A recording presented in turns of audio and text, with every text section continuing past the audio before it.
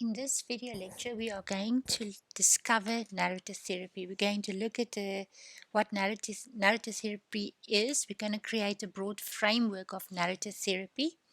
You will need to spend time understanding the words and the processes of narrative therapy to enable you to understand the contact session. Reviewing the helping process. In the previous lecture, we spoke about the first dimension, partnership with the Holy Spirit, the second dimension, empathetic relationships, and third dimension, listening skills. And we have contextualized it within the narrative therapy framework. We are now going to look at narrative therapy, and we're going to look at broad concepts of narrative therapy, just as a construction to understand what narrative therapy is actually about. Just an important note, and you need to write this down. Narrative therapy is more of an approach than a model. In other words, it is a little bit different from the client-centered focus of the humanistic therapies to a more post-structural implication, foundationalist form of therapy, where we allow the client to lead in a decentered or decentered, let's use the word decentered manner. You will find that as we go through narrative therapy, the importance of language and the importance of meaning. This is not story therapy, where we use stories or fiction to as a tool in therapy, as a supportive tool. No, this is where we look at the storied life of the client and how they are authoring their own stories. That is a difference to story therapy and narrative therapy. So, what is narrative therapy? Narrative therapy is a comparatively new therapeutic approach. It originated in the New World, in Australia and New Zealand, and it is, I think, in the 1980s that it came to the that became an important part of approach to therapy. It emphasizes the importance of story and language and the development of the language within the story. How the client gives expression of interpersonal and intrapersonal problems. It makes use of therapeutic questioning to enable clients to recognize and reflect upon discrepant elements of the current problem saturated narrative, to enable or empower them to reformulate or reauthor a more preferred life direction. Intra refers to an internalized story, and inter will refer to the language that the client used to give expression to the story. Discrepant means conflicting issues. Lots of times there will be a conflict between the positive elements and the negative elements of the client's problem narrative. And therapeutic questioning brings this conflicting elements into light. All the other approaches use a blaming approach. In other words, they want to get to a root cause of the problem. Narrative therapy is non-blaming. In other words, we are not trying to find a root offender of the client's problem. It uses a respectful focus on the client's ability to externalize their problems. The word externalize is important. You can write next to it. It is to separate the client from their problems. So in your practical, you're going to have a session of externalization where we separate the client from the problem. Remember in the previous, when you spoke about the complexity of client, of people, is that most of the time the problem is not just the problem, but the problem gets internalized, and being internalized becomes a problem identity. And we need to create a space for the client to not live the problem identity is done by externalization exercises. This implies the following principle: people are not considered to be the problem. We create space around people so that they are better able to use the inherent abilities, including skills of living, in other words, experience, and self knowledge to deal with their life's challenges. Values, attitudes, competencies.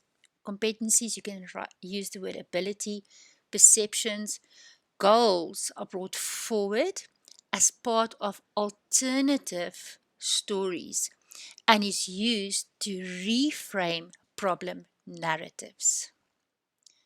I want to say again, what an important approach is non-blaming.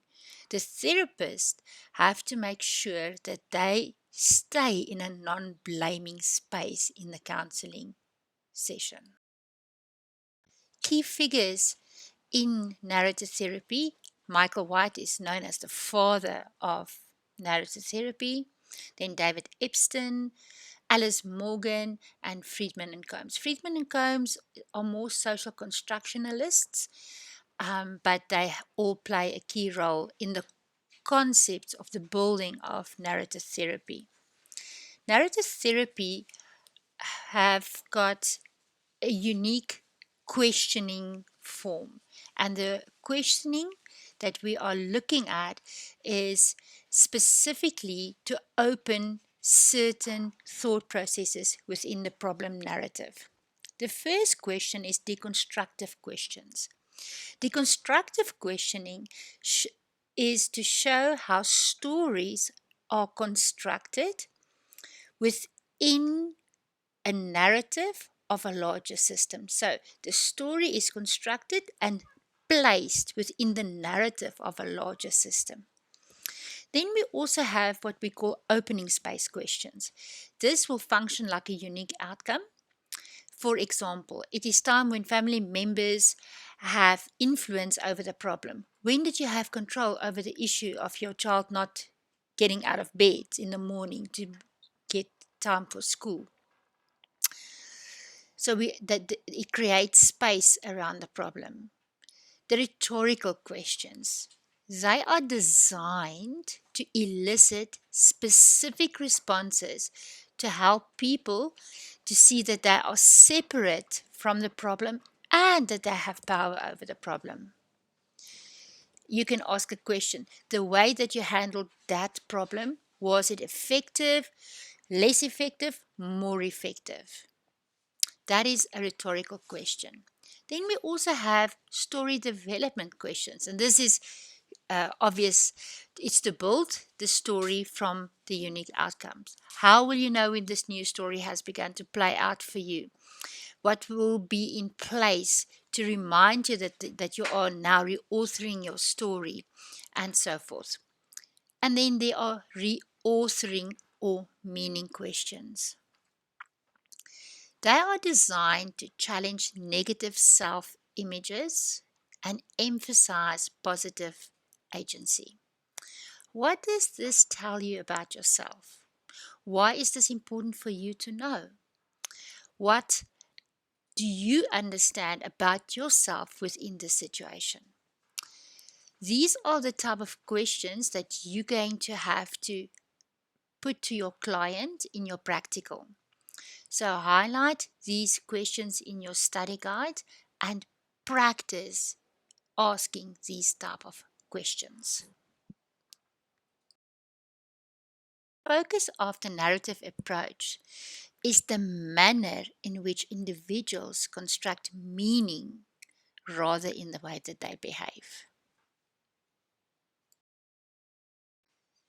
Remember, the limits of language is the limits of the world that we live. Key concepts within the narrative approach. The word narrative. Using this metaphor implies that we view people's lives as stories, not as problems or as patient charts, but as a biographical story. And that by working with their life story, underline the word life story, we can help them to construct a new meaning to it. Because of this point, we became co authors in the life of our clients. Social construction. Now, social construction is a whole philosophy. I cannot really spend more time than just to highlight what it actually means. It's the metaphor that helps us to consider how people, through the interactions with others, construct meaning to their own lives. In other words, who is the influences in your life that helps the client to assign meaning to certain incidents and certain narratives in their own lives and certain words. Within the narrative approach, we look at human nature in a unique way. We say that people are interpretive beings who tend to make meaning of themselves and the world through language, and the language of stories that have become a part of themselves, as well as their understanding of these stories.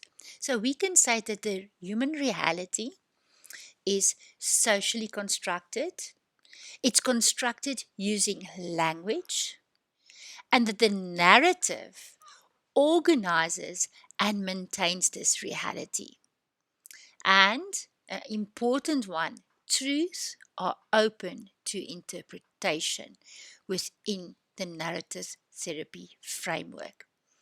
That implies that sometimes a client will believe that they are a failure because there are certain socially constructed elements of their story that affirms that they have failed, and that failure have become the truth of their own narrative. And now we're going to challenge the truth of the conclusion that they are failures. The truth of the conclusion that they are failures will be challenged within the narrative process. But I have to make a caution here. Narrative therapy falls within the framework of the philosophy that we will look at later called postmodernism. Now, one of the the biggest difference between modernism and postmodernism is how truth is looked at. In modernism, truth is looked at as something derived from study. Because I have one pen and I buy another pen, I now have two pens because I can see the pens in front of me. Now, that is modernism. There's scientific facts, and only because scientific facts are facts, proven facts, through scientific interpretation, do we have it as truth. Which, by the way, makes God a non-truth in modernism. Because you can't prove God scientifically. Now we get to postmodernism. Postmodernism says there is no truth. So truths are open to interpretation. So if you believe that Jesus is God, that's your truth. But if you believe that Muhammad is God, that's your truth. So there is also in postmodernism a contestant for the opening of interpretation about what is truth. But this brings us back to one of the most important pieces of scripture that Jesus says, but truth is not a philosophy or scientific mathematical result, but truth is a person. Another key concept is life story.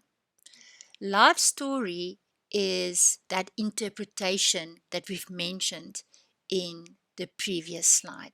And we use this interpretation or this making of meaning to write our own story.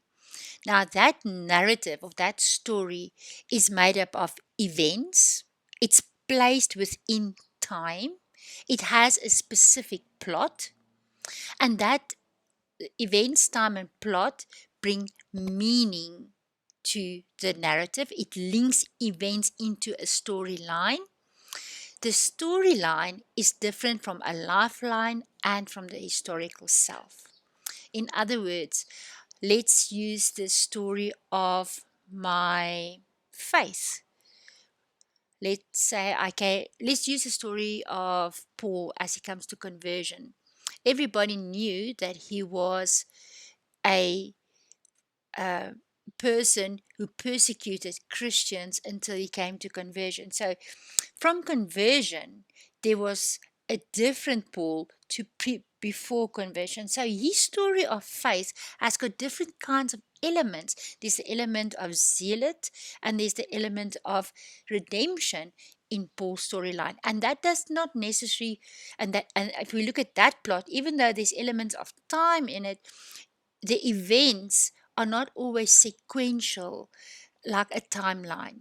And it's also not who you were your who you were 5 years ago, the historical self, but your lifeline and your historical self forms part of the plot, and the plot is actually what is the foundation of the client's story. Friedman and Combs came to the conclusion that we become who we are through relationship, through how we perceive others and interact, and how others interact with us, and how we make meaning of the social interaction. I want to add, we actually become who we are through a relationship with Christ. This leads us to a term that I have phrased called religious construction. This is a metaphor that helps us to consider how people, through the interaction of religion, have constructed meaning to their own understanding of God, to their God concept, to the experience of religion, and to spirituality. We have to, if we are Christians in the counseling room, have to take a non blaming approach, even when it's in conflict with a client's misunderstanding of who God really is. So we sometimes need to deconstruct God concepts, deconstruct the experience of religion, deconstruct the understanding of spirituality of the client.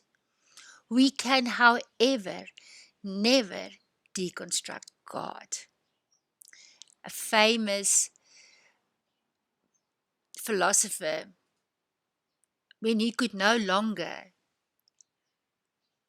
try to conceptualize God, decided and made a huge statement. And he said, God is dead. Interesting that when he could no longer, he came to a conclusion on his own spirituality, on his own experience of religion, on his own God's concept. And we sometimes have to deconstruct clients' religious experiences so that they can come to an understanding that God is not dead, but have, in fact, risen again. When Nietzsche said God is dead, he actually said that God has no more place in the world. Man is now self-sufficient. And this is exactly the same thing what happened in Genesis 3 in the Garden of Eden, where man makes his own decision apart from relying on God. Nietzsche didn't say that there is no God. He said God is dead, so implying that God has no more function in the world today. We have said that on the first video lecture that we meet clients when they are in trouble, when they have a problem that they cannot deal with or they experience a crisis. Lowe has written in his book Network of the Human Soul about God images in crisis behavior. And he writes as follows: a crisis affects the spiritual realm as well. It invades spirituality due to the interconnectedness between self-understanding and the different God images. Different God images are often a reflection and a representation of an understanding of the most burning question in suffering: why God? Within the Christian tradition, they attempt to reconcile the idea of God's goodness with human suffering and to justify his love and grace in the light and in awareness of evil is called theodicy. And it can be divided into general approaches and theological models. But you can go read about it. I think it's in your page 150, 58. You can go read about that in your book, Network of the Human Soul. But I want to just quickly emphasize the following, that there are 4 possible God images during crisis behavior. God is Lord. God is now portrayed as a king who is in control of life. His wisdom is a guide in our life, and through faith one can rely on the faithfulness of God despite the crisis. Or God is soulmate or partner for life. God is portrayed as the one who has identified himself with our suffering. The cross is then a symbol of woundedness and vulnerability. God does not always provide a solution to a crisis, but indeed offers salvation despite the human predicament. God as parent. God is portrayed as a caring father person or mother person, depending on your faith, who shows compassion and nurtures one in suffering. Within God's parenthood, one is exposed to his embracement. And then lastly, God is judged. God is portrayed as a God of justice who judges injustice and evil. God deals with guilt in a fair and just way. Admonishment becomes a means to a constructive end. In other words, to convert people or to instruct or to teach into a new lifestyle that will reflect justice and reconciliation. People find themselves in this space where they sometimes see who God is when they experience a crisis. An appropriate God image affirms faith and trust within the client. And sometimes a negative God image have to be deconstructed so that the client can turn to God and find faith and trust and hope. The narrative metaphor being a unique metaphor creates a unique space in which we can bring in religion, in which we can bring in faith, in which we can bring in the unique understanding of a client and their understanding of religion and of faith and of God within their own life experience. It creates a space wherein the client can find themselves and can negotiate an alternative answer than the one that they are starting with. Narrative therapy opens itself up for use within the pastoral counseling office.